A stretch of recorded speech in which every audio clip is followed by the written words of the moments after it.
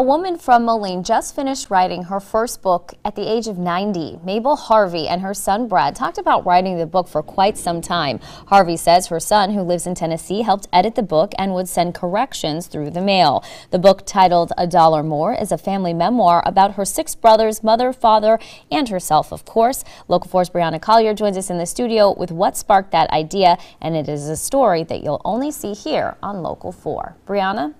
Tiffany, Mabel Harvey is not only just getting started, but she has a sense of humor which you can say keeps her going. She says she has always kept a journal for most of her life, but putting her family memoir in print is something she will be able to pass down to future generations.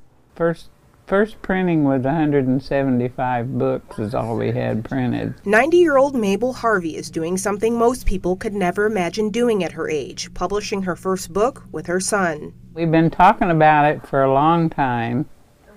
Talking about stories and different brothers and what they do, and so we just decided, well, maybe we should write it down somewhere so we have it for future generations. A family memoir with each member of her family having their own chapter, something she says she has wanted to do for quite some time. We took each brother and wrote their life as we saw it, you know, or as we've been told.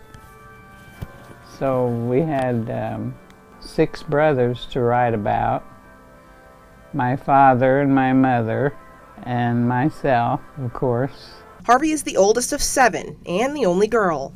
This is my mother, who had 7 of us. She raised 6 boys. This is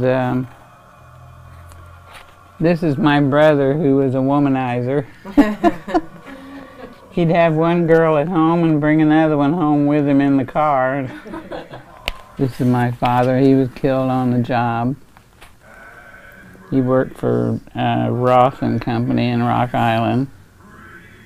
With a sense of humor that keeps her going. This picture I like. I can't believe I looked that good back then. Living with her 92-year-old husband of over 70 years and her 2 dogs.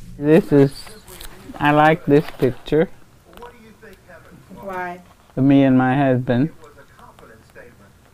With just one message to others who have memories to share.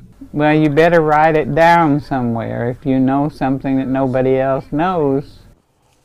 Now, Mabel also tells me she's read the book at least 3 times. She also worked for the Moline Public Library for 14 years before retiring. She now lives with her 92-year-old husband and their 2 dogs.